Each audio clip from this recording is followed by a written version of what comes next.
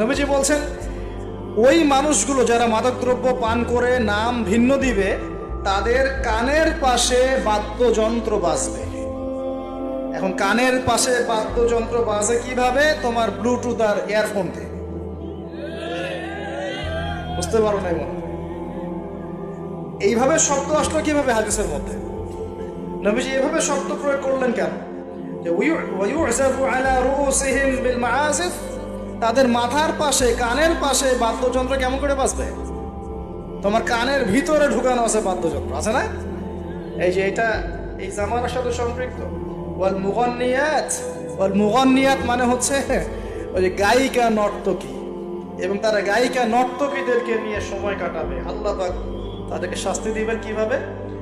ইয়াখসিফুল্লাহু বিহিমুল আরদ, নাউযুবিল্লাহ। আল্লাহ পাক ওই মানুষগুলোকে সহ জমিনটাকে ধসিয়ে দিবে। কি কি পাপের কারণে? মাদক দ্রব্য খাওয়া এবং তার নাম ভিন্ন করে হালাল করে খাওয়া। আস্তাগফিরুল্লাহ। 2 নম্বর হচ্ছে বাদ্যযন্ত্র। কি? কানের পাশে বাদ্যযন্ত্র প্লে করা। আর মুগান্নিয়াত মানে হচ্ছে নর্তকী গায়িকাদেরকে নাচানো। আল্লাহ পাক একটা শাস্তি দিবেন, ওদেরকে সহ ভূমি ধসিয়ে দিবেন। আরেকটা শাস্তি আছে, ওয়াজআলুল্লাহু মিনহুমুল কিরাদাতা ওয়াল খানাজির।